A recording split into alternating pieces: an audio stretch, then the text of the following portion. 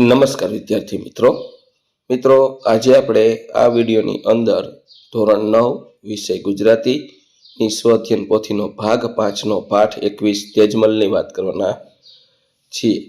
અહીંયા મિત્રો ગુજરાતી વિષયના સ્વઅધ્યયન પોથી ભાગ 5ના પાઠ નંબર 21નું સંપૂર્ણ સોલ્યુશન છે।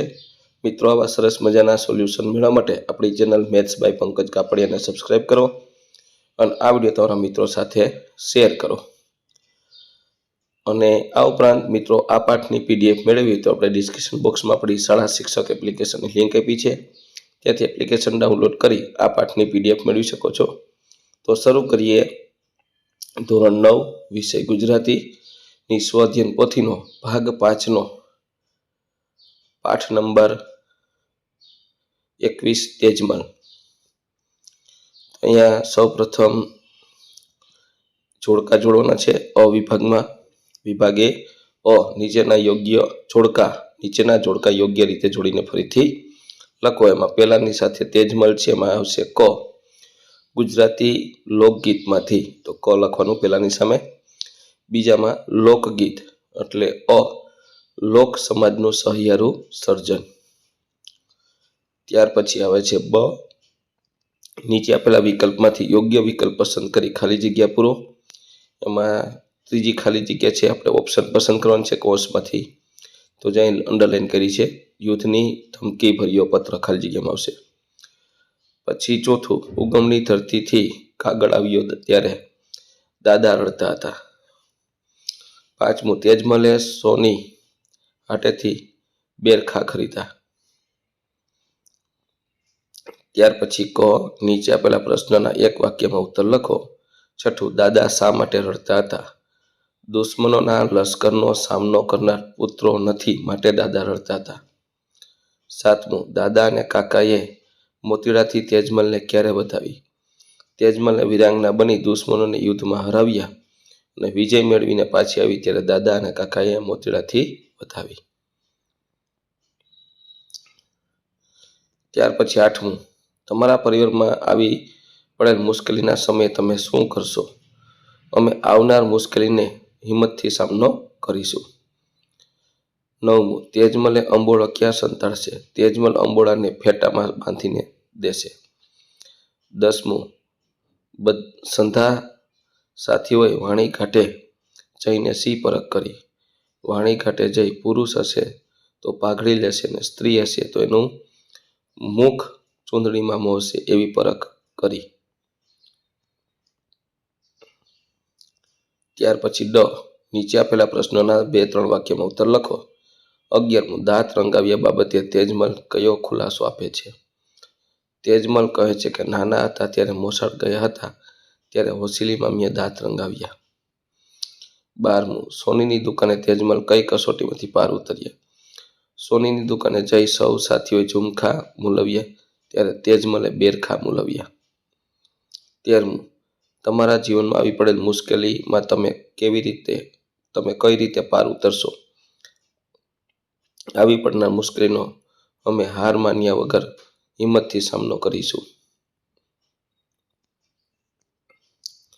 ત્યાર પછી નીચે આપેલા પ્રશ્નોના 7-8 વાક્યમાં ઉત્તર લખો। 14મું લોકગીતમાં સ્ત્રી સહજ કઈ લાક્ષણિકતા વર્ણવાઈ છે? એ લાક્ષણિકતાને છુપાવવા તેજમલની સી યુક્તિઓ છે તે વિગતે જણાવો। તો આ રીતનો જવાબ થશે।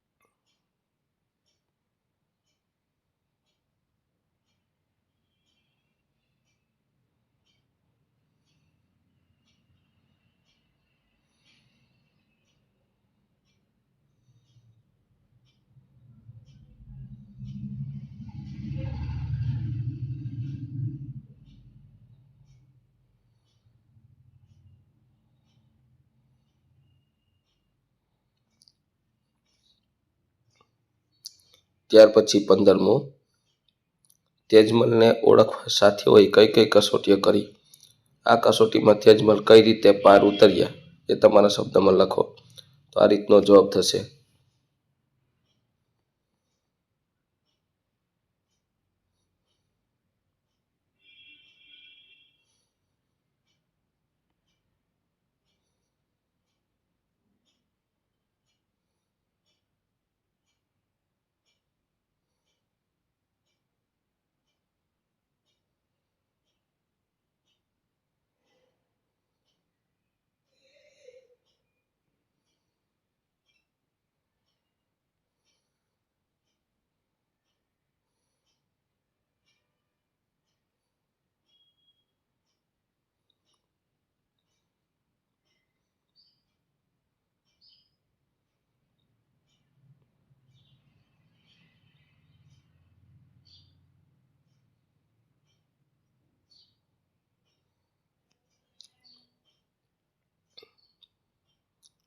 ત્યાર પછી 16 તમે જીવનમાં અનુભવેલ સમસ્યા અને તેનો ઉકેલ તમારા શબ્દમાં વર્ણવો. તો આ રીતની તમારા જીવનમાં જે સમસ્યા આવી એનો ઉકેલ અહીંયા લખવાનો છે.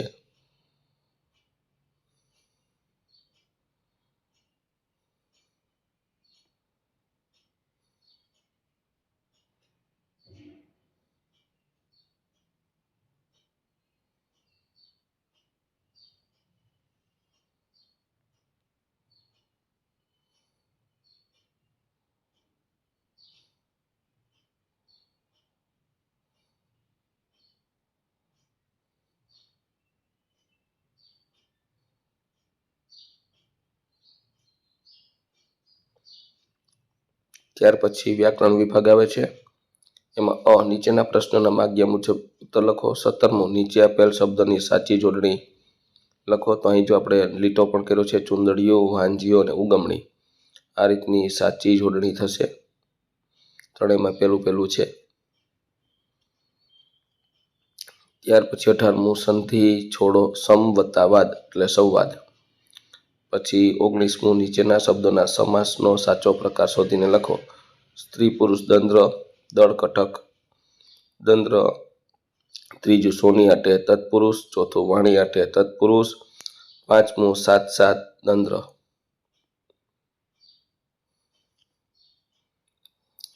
ત્યાર પછી 20 નીચેની સંજ્ઞાનો સાચો પ્રકાર શોધીને લખો. પેલું કાગળ જાતિવાચક, બીજું તેજમલ વ્યક્તિવાચક, ત્રીજું પુરુષ જાતિવાચક, ચોથું દળકટક સમૂહવાચક, પાંચમું દીકરી જાતિવાચક અને છઠ્ઠું દાદા જાતિવાચક.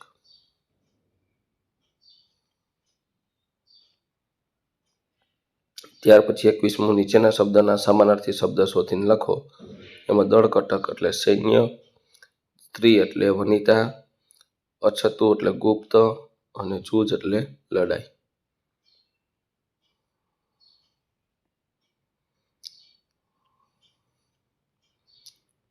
ત્યાર પછી નીચેના 22 છે. નીચેના શબ્દમાં લિંગનો પ્રકાર જણાવો.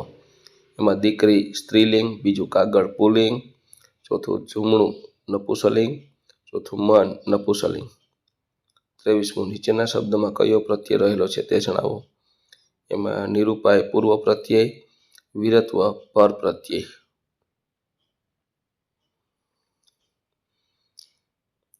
ત્યાર પછી માગ્યા મુજબ ઉત્તર લખવાનો. 24 નીચેના વાક્યમાંથી વિશેષણ શોધીને પ્રકાર.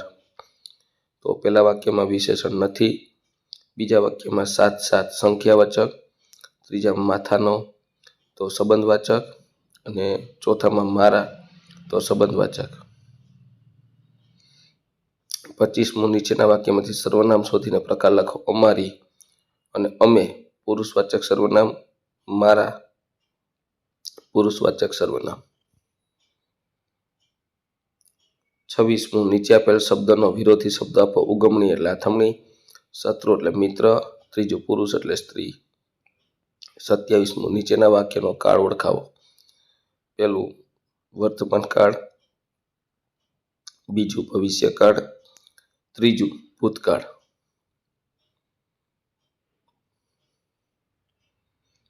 28 નીચેના રૂઢિપ્રયોગનો અર્થ લખો. પેલું વહારે ચડવું એટલે મદદે આવવું, બીજું ઘા દેવો એટલે પ્રહાર કરવો, ત્રીજું મોતીડા બતાવ એટલે ઉમળકાથી આવકારવું. 29 નીચેના તળપદા શબ્દનું શિષ્ટ રૂપ આપો. સિદ્ધને એટલે શા માટે, બીજું અસ્તરી એટલે સ્ત્રી, ત્રીજું અછતું એટલે છાનું ગુપ્ત, ચોથું સંધા એટલે બધા. 30 નીચેના શબ્દ સમૂહ માટે એક શબ્દ આપો. માતાનું પિયર મામાનું ઘર એટલે મોસાળ, બીજું માથા ફરતે વીટેલું કપડું એટલે ફેટો, ત્રીજું પૂર્વ દિશા તરફની એટલે ઉગમણી, ચોથું શરીર પરના છૂંદડા એટલે ત્રાજવા. 31 નીચેના વાક્યમાં સૂચના પ્રમાણે રૂપાંતર કરો. દાદાને કાકે એને મોતીડે વધાવ્યા. એને દાદા અને કાકા દ્વારા મોતીડે વધાવવામાં આવ્યો. કર્મણી વાક્ય. પછી કર્તરી વાક્યમાં કાગળ દાદાએ ડેલીએ વચાવ્યો રે. પછી નિષેધ વાક્યમાં કાગળ દાદાએ ડેલીએ વચાવ્યા નથી. વિધિ વાક્ય તેજમલ ઠાકોર મોતીડું ન મુલાવો. ત્યાર પછી 33 નીચે આપેલા શબ્દના ધ્વનિ ઘટકો છૂટા પડવાના છે. ધ્વનિ છૂટા પડવાનું છે.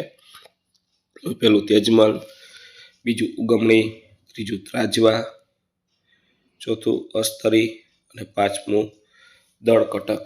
તો આ રીતના ધ્વનિ ઘટકો છૂટા પડશે.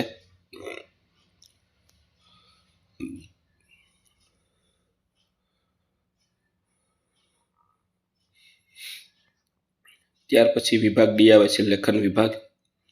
તો અહેવાલ લખવાનો છે. તમારી શાળામાં યોજાયેલ મહિલા દિવસની ઉજવણીનો અહેવાલ 100 શબ્દમાં. તો આ રીતનો અહેવાલ છે. મહિલા દિવસની ઉજવણી અમારી શાળામાં 8 માર્ચે આંતરરાષ્ટ્રીય મહિલા દિવસ ખૂબ ઉત્સાહ અને આનંદ સાથે ઉજવવામાં આવ્યો હતો.